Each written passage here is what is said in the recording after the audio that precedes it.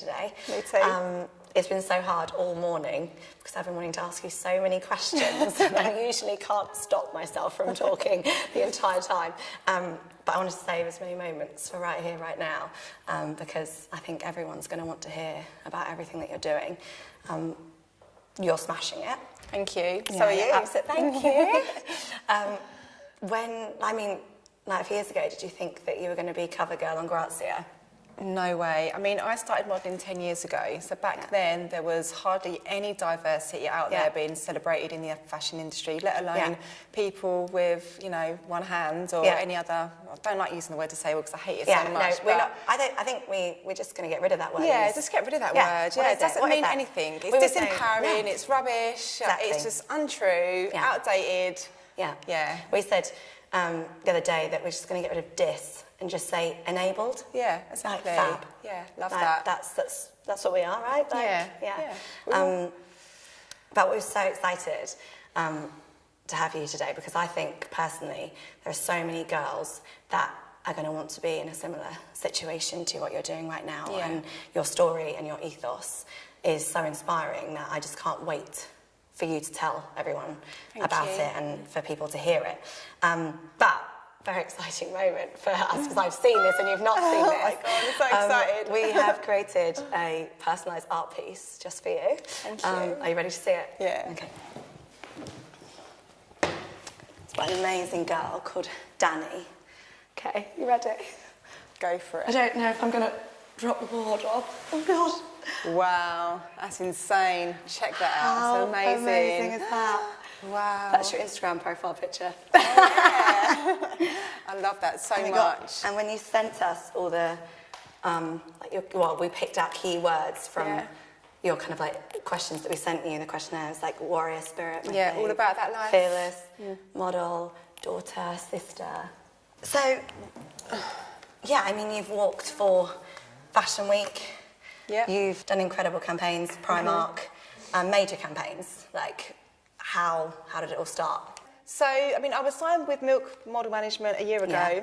When I got signed by Milk, I mean, I was just completely so happy. I always wanted to be with Milk because I love Anna, I love Milk's ethos, I love what they're about. And for me, I have to be with someone who believes in diversity and empowerment, and having, like, Milk's models are more than models. They have, a story and... are making a difference out there in the industry and with self-love and body positivity 100%. And that's what I'm all about. So I feel like you're like part of a group that I feel like is really pioneering how everything is moving towards that whole like representation of every girl, and you know, any girl can achieve whatever they want. Exactly. You know, there should be no barriers to beauty or success or no anything, dreams. Yeah. No matter what you want to be or what you want to do, you should just be able to have the confidence. And I feel by having people, you know, out there and representing enables young people to think, okay, I might be different, or I might be working class, Yeah. or I may be just whatever, but I can achieve this as well because that person is, and that's what it's all about 100%. for me. Yeah, 100%. I'm so passionate about that. So good. So a while back, you entered a competition called Next Top Missing. Oh, Britain's Model. Missing Top Model, That's it's a bit of a mouthful. Yeah, a bit of a mouthful. I mean, I was only young then, so I entered it completely for a laugh. Didn't take it serious. Didn't want to be a model. Really? Not at all. Didn't want to be a model. So you weren't modelling back then? No, I just thought, oh, this will be a laugh, and I knew I had a different attitude. Going on that show at the beginning, it knocked my confidence because it's crazy. I'm this disabled girl trying to make it out there in this modelling industry where all the doors are being closed on me. And I suddenly felt like I was ugly and just... Yeah, which is mad. Yeah, of course. Which is, But that's how it made me feel. One of the things that I I've loved on your Instagram and watching one of the TED Talks that you did, so when you were speaking about being younger and not really knowing that there was like feeling like there was anything different. Yeah. And you were just you, which is exactly how you should be. Yeah. And it's so frustrating that you entered that competition and that was the moment that you then felt otherwise. Yeah. It was like the opposite. Like you didn't feel limited when you were younger, which is exactly how you should have felt. And like it was is that your parents, your family, like, who influenced that? I Was you think just so. born like a badass? I think I was. You were just born born. badass. Yes, you were. I mean, I think ever since I was a little girl, That does not surprise me. Yeah. I was always very spiritual, but I just knew that all my beauty, power, wisdom, magic lied in my soul. I knew that I was more than a body. I knew my body couldn't define me, and I think that's where I had that confidence and that self-love. Yeah. But I think from going through that show and going through all that and suddenly being labelled and thinking this is how society sees me, sees disabled people, that's what gave me kind of the fire and the passion and the drive to think, actually, I need to change this. Yeah. I need to go out there and show young disabled girls, or all girls, that it doesn't matter if your body is different, it doesn't matter your skin tone, whether... because it's not just disabled girls, it's actually not all any girls that have any insecurity, and which, which we all do. We all do, because that's what we're taught. We're taught that you can't love your body, that you're not perfect, and perfection is something to aspire to. If you continue to aspire to perfection, then you're just going to be unhappy, because you're never going to reach there, because you're always going to want something more. No, exactly. And like, imperfection and flaw is just a word that's been made up by society to make you feel insecure. Yeah, 100%. Because we've been actually just talking about how, I wanted to ask you, how new brands like ourselves and other brands out there can represent everybody, but not by ticking a box, or not by doing it because they feel they should, actually doing it honestly and doing it in a way that will actually make change. I think, like, when I did the recent Primark shoot, I mean, the diverse range of models they had, like they had me, they had, like, Sunny Turner, you know, mixed race, curve, beautiful red, you know, curly hair, absolutely beautiful. Another guy who's got albinism, and like a black Brazilian model. I think all different, like, skin tones, shapes, sizes, like, bits missing, wheelchair user, everybody, like different genders. Just represent the world we live in. I think the world, where we are now, is like everybody's just more embracing who they truly are, and that's what the most important thing is. So if anything, the world's going to get more and more diverse, because people are fed up of being sold this false image where they're told they have to live a certain way or be and unachievable, and they're also unachievable. You know, it's like, you know, you have all these, like, role models that are in the media, which aren't role models at all, but they're just promoting unachievable images that 99.9% of the entire planet will never be, and they shouldn't want to be, but they're almost being sold that they should. People believe it. And people believe it, and it's, you know, like, that's one thing that, you know, if we can do anything at Lemonade Dolls, it's making sure that people think that they're amazing, that just as you are. Like, so, like, have you ever had, like, a shit time, like, at castings? Has anyone ever, like, given you a hard time? To be honest, I had a casting not so long ago, and more than my arm missing, I felt like I was so much bigger than all the other girls, like, because I wasn't, like, stick thing tiny. I mean, I'm a size 10, I have hips, I have thighs, I have a bum. Like, I'm never going to be that size, and I don't want to be. I love my body. I've also carried my baby. I mean, I'm a mum. Like, this is my body. You're a woman. But I'm a woman. I felt like I was more, I don't know. I felt like it was the size of me that was more of a barrier than my actual arm. But I guess that's just like double whammy. Like, and that's when I first started modelling, I felt like, because I was a size 10, 12 then, I thought, okay, so I have one hand, this is really difficult, maybe I need to lose weight. So that's what I started thinking about back then. Did you? Oh, I did, I went down to like a size 6 or 8. No, you didn't. At the beginning I thought... Were you happy? No, not at all.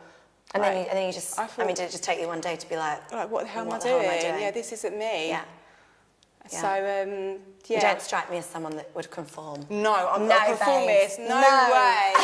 No way. But I think because I was so new in it, I thought I need to do whatever I need to do. I mean, like, they twisted my mind. I've totally done the same. Like, and also, when you're younger, you are more influenced in what you think, and you don't have the ability to really connect with yourself and say, actually, I don't need to do this. Like, I'm actually amazing.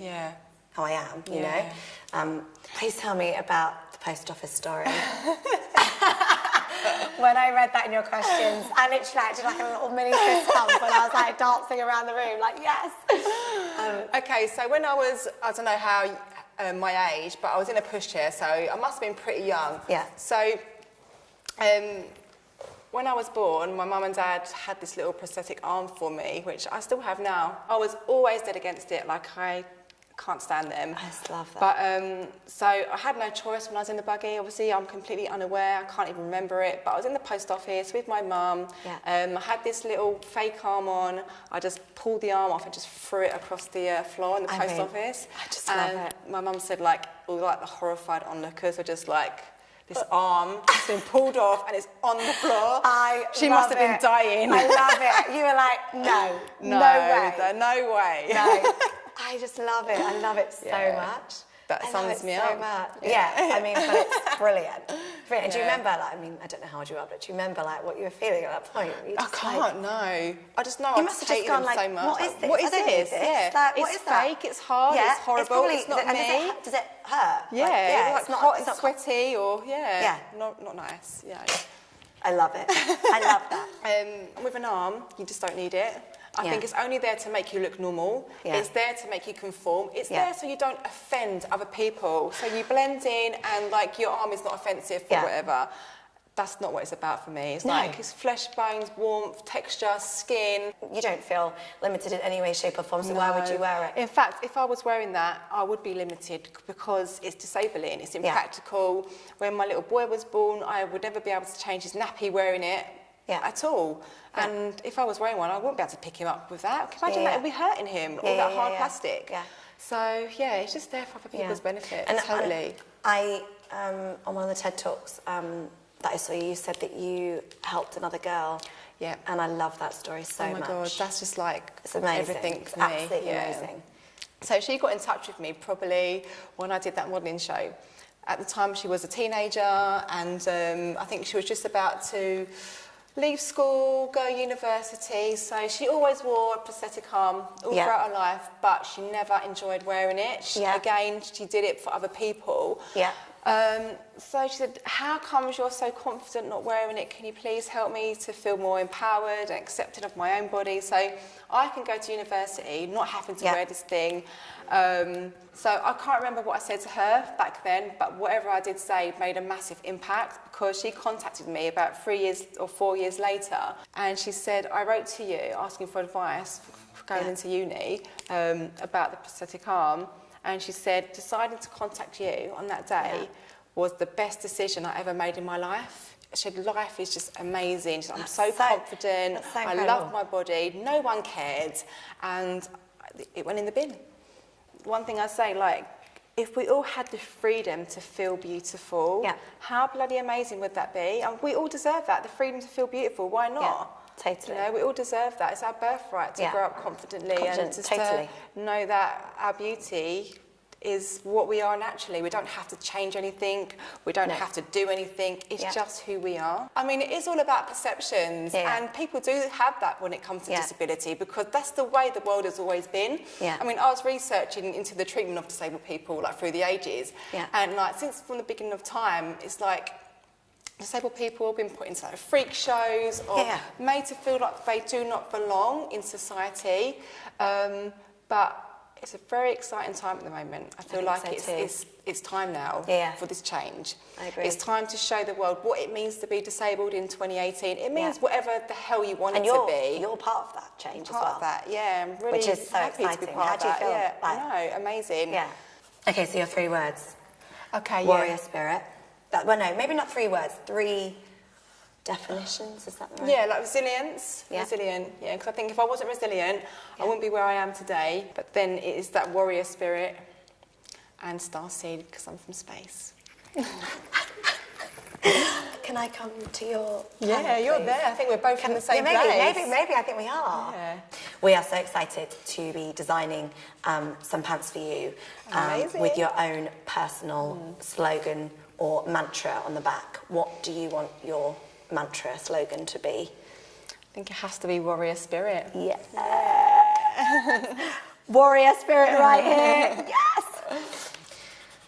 So one of my favourite questions to ask is, what does beauty mean to you? I think beauty is like a snowflake, because snowflakes are so individual, like a fingerprint, and that's what beauty is to me, just a celebration of your own individuality. Yeah. Knowing that your true, natural, authentic, weird, wonderful, quirky self is the most beautiful thing you can be. Yeah. That you don't have to try to be someone else, or you don't have to change anything about how you look or how you are. You are just beautiful the way you are, and I think it's all about just that self-confidence and self-love. And I think once you have that within you, the love, then it shines out, and then that's who you are. I feel like that's a mic drop right there.